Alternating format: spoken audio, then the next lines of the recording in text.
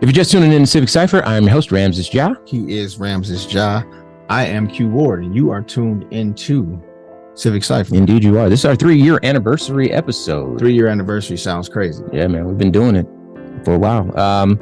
And we still have a lot more in store for you, so be sure to stick around because we are going to be discussing the most important thing we want people to know after 3 years. Plural. Things. Things. Okay, we'll do things. We haven't had this conversation beforehand, so we're going to have it organically for your benefit. This is kind of the spirit that the show was born in, for us to have honest conversations, Black conversations, in front of an audience of non-Black allies and potential supporters. So that's what we're going to do today. And we have a whole lot more in store as well. We're really excited about a brand new Baba. And so we're going to be working this into the show moving forward. So let's get to that right now. Today's Baba is sponsored by Unknown Union, the fashion house situated at the intersection of meaning, innovation, and culture. For more info, check unknownunion.com. And we're going to shout out Friends of the Movement. I want you to remember this website, FOTM, as in Friends of the Movement, FOTMglobal.com, FOTMglobal.com.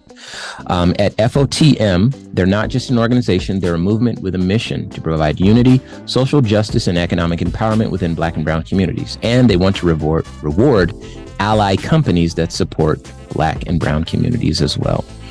FOTM's robust platform empowers individuals like you to drive real change, empowering you to vote with your wallet every day, everywhere, every time. This world has witnessed the global marches and protests, but now it is time to put your money where the movement is. There is no more excuses. It's not just about words, it's about taking action. They've got a complete boycott solution. Boycott, I like that word. Solution that includes game-changing technology designed to close the wealth gap. All right. So what's in this offering? First, Our Money United, a groundbreaking campaign that encourages allies of Black and Brown communities to actively support Black businesses. This is not competition, it is unity. FOTM guarantees you never seen a more convenient and effective way to send America a powerful message through your spending choices. That's just the beginning. The Voter Wallet is their cutting-edge technology that lets you vote with your wallet at the cash register, supporting companies that align with your values. It's about shaping our future through everyday choices. So let's not talk about change. Let's make it happen. Visit FOTMglobal.com. Again, that's FOTM as in Friends of the Movement, FOTMglobal.com, and become a friend today. Download the free voter wallet to invite friends and merchants. Remember, we must be the change you want to see in the world. Okay. So 3 years. 3 years. I know where I want to start. Please. It's kind of where we left off. Okay. We had a conversation during the last election cycle with Charlemagne the God. And he pointed out this sort of disenfranchisement of Black voters, tired of being left out, tired of being lied to, tired of being let down. A lot of Black people have just stopped caring. They've completely, unplugged, disconnected, and thrown their hands up. My voice doesn't matter. My vote doesn't count. Even when the people I want elected get elected, they don't carry through on the promises that they made, and I don't see the benefit of my vote. And because we are not, as Black people, a part of a monolith, we do have varied opinions and varied positions on things. And because of that, when it comes time to elect officials, both, state, local, and federal, we are at a disadvantage because the other side has a tent pole that they all subscribe to. Yeah, they rally. And it's upholding white supremacy. And all the stuff they disagree about, all the little stuff that's after that, they don't care. They will march together and run to the polls. The least educated of us, the most hateful of us, the least informed of us, scream the loudest and vote the most. And us, as educated as we are, spend a lot of time debating each other, adopting contrarian platforms so that we can flex our intellectual muscle and show that we don't subscribe to groupthink, while the other side collectively goes out and votes against our best interest, sometimes even against their own best interest, just as long as they're also against ours. and they get results to the tune of tens of millions of people showing up to the polls. So the number one thing that I'd like people to react to with regards to Civic Cypher, our listeners, and our message is somehow finding something that we can unite on and finding someone who can carry that message for us. Because another problem that we have is a lack of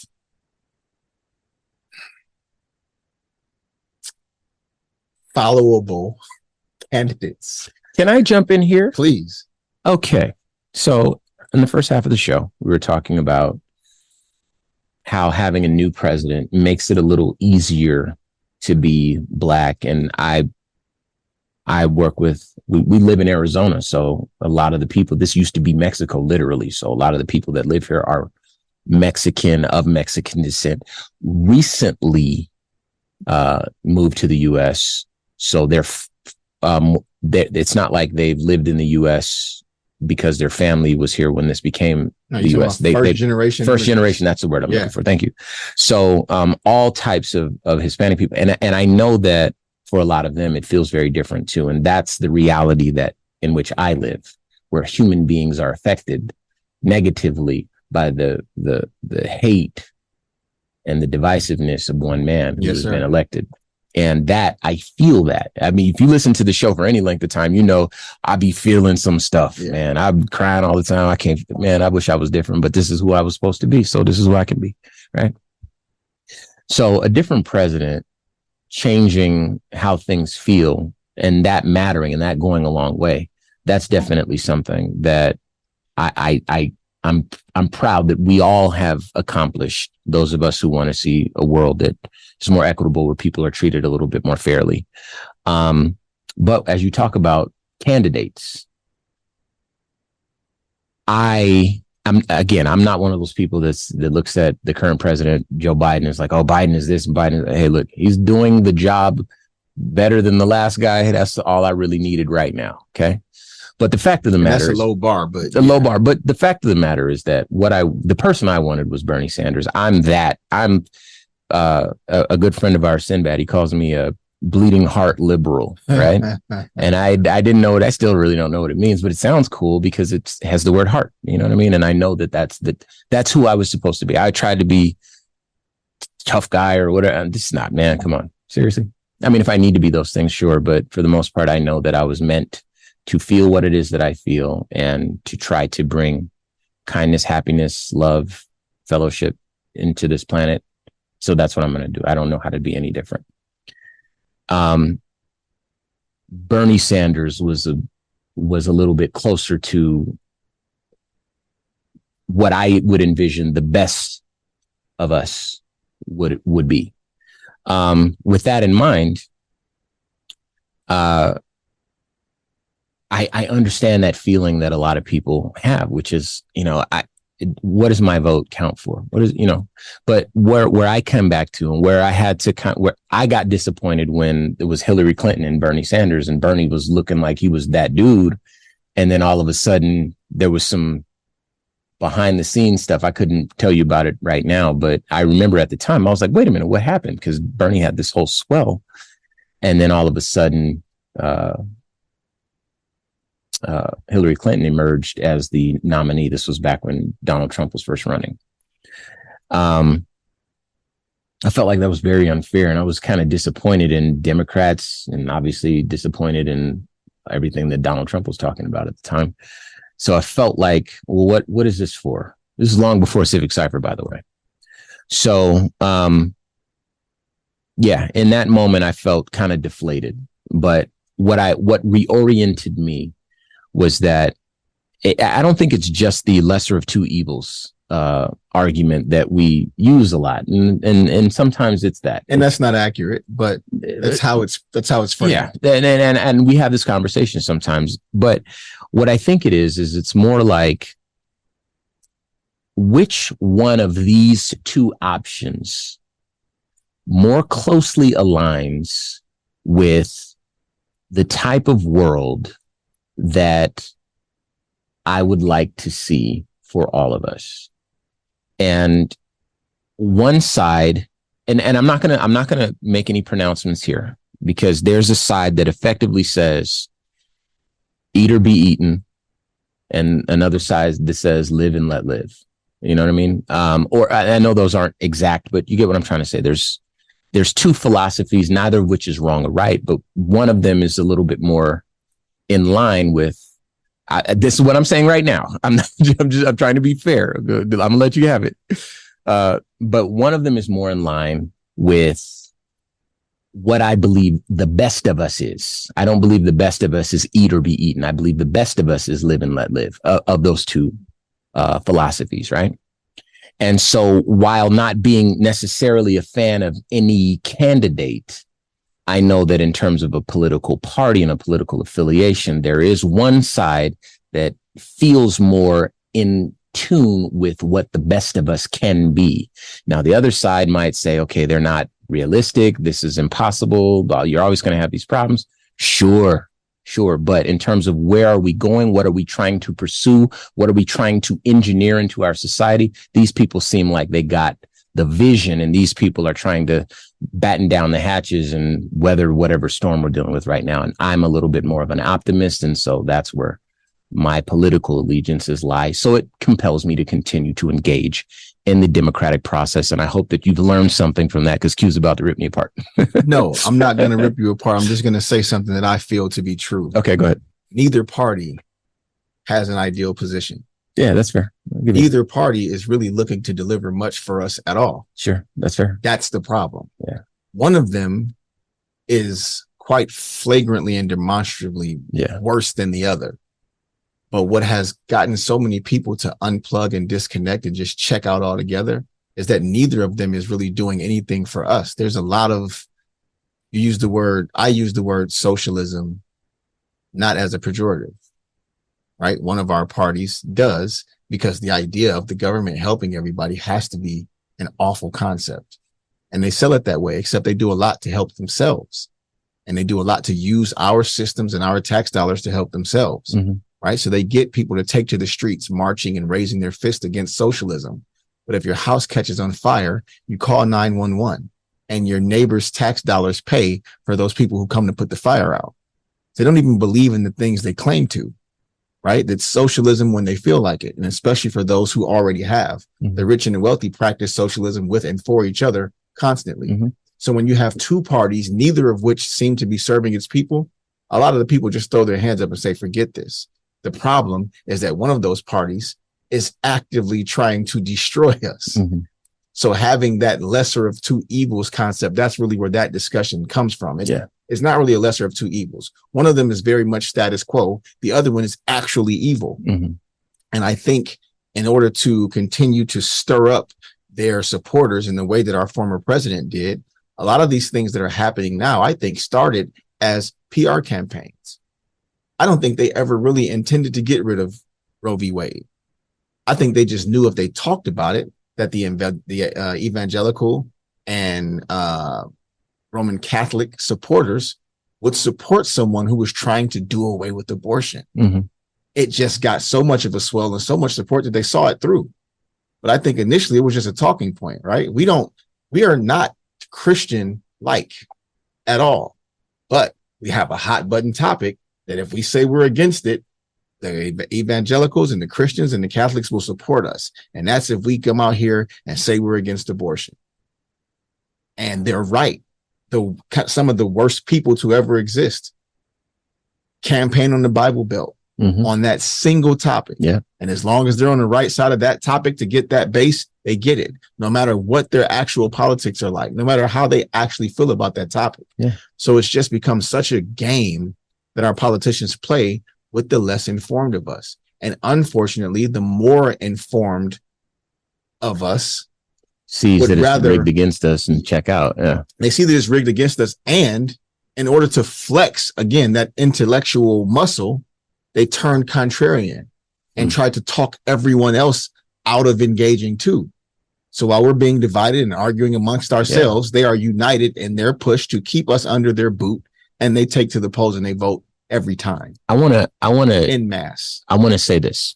I think that this is something that is worth saying.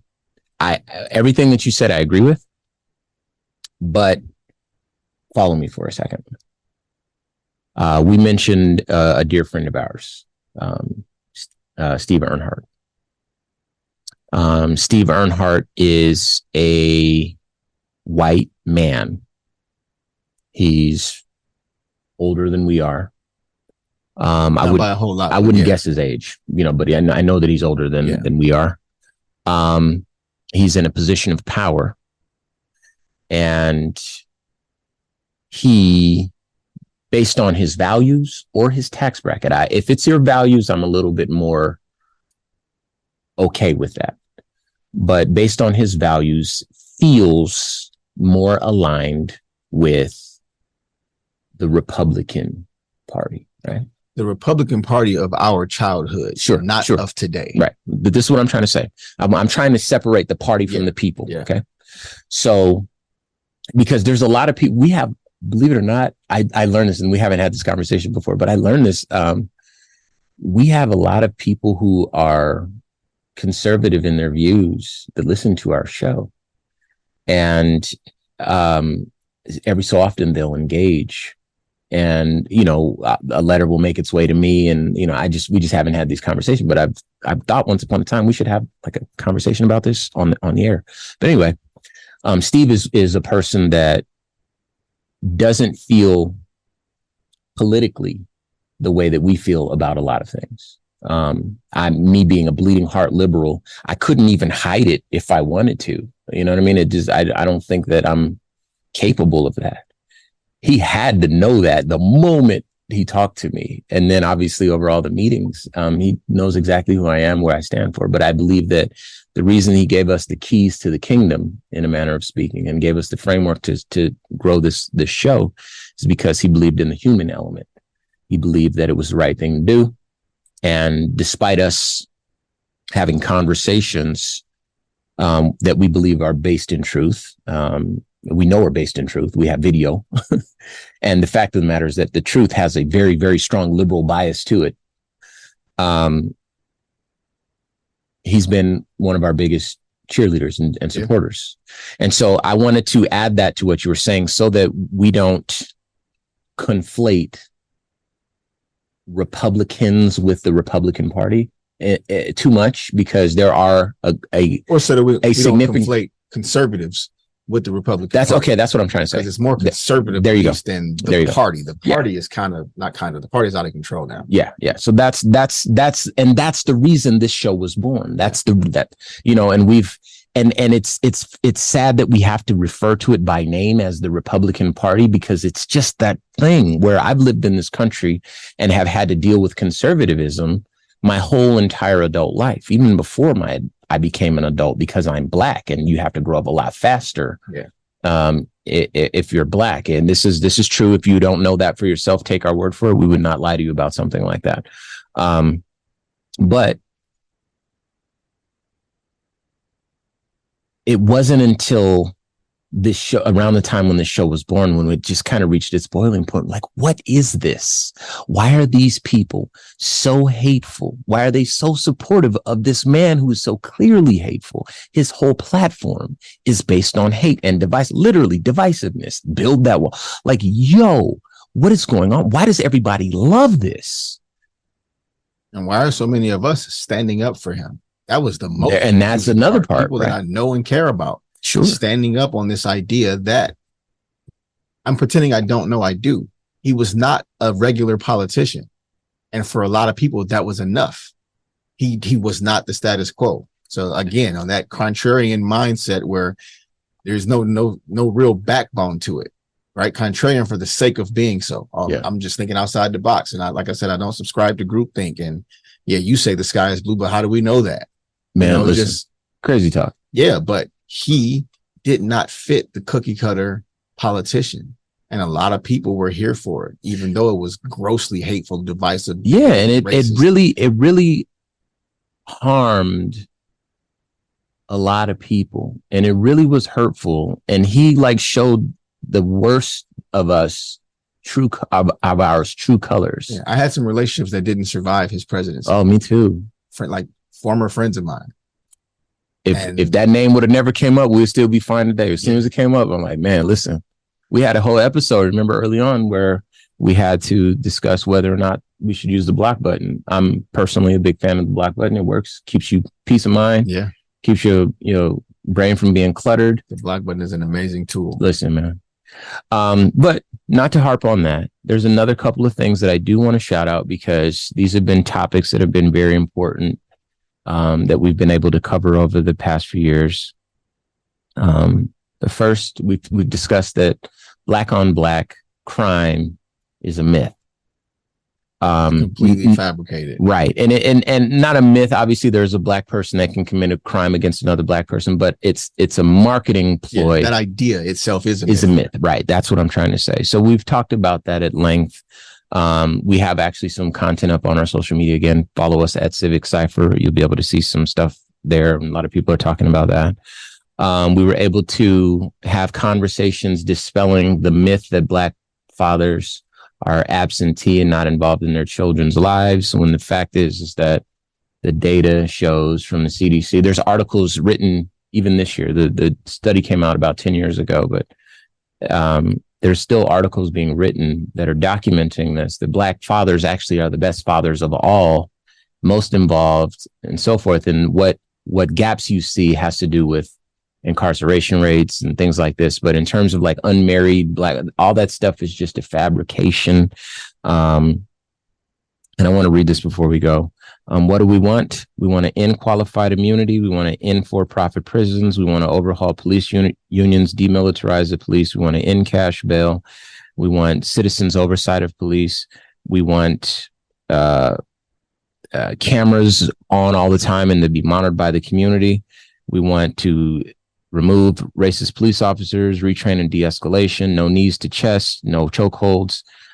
And we need to affirm that Black Lives Matter. And over and over again. And that's it for us. So 3 years. 3 years, man. I'm proud to have done it with you. I wouldn't have chosen to do it with anyone else. Likewise, I'm grateful that, Q and I, we've known each other long before this show, and we're going to know each other long after this show is passed on to whatever next generation comes. But and I know there's been some moments along the way where we may not have been certain that we would have made it this far or lasted this long. But here we are. Here we are, man. Hopefully we got 3, 6, 9, 12, 15. Whatever it takes. 20 more years of this to go. We appreciate y'all checking us out for the past 3 years. Do us a favor, hit the website, civiccypher.com. Subscribe. All our social medias at Civic Cypher. I am Ramses Ja. I am Q Ward. Lock in with us, man. Let's keep it going. Until next week, y'all. Peace. Peace.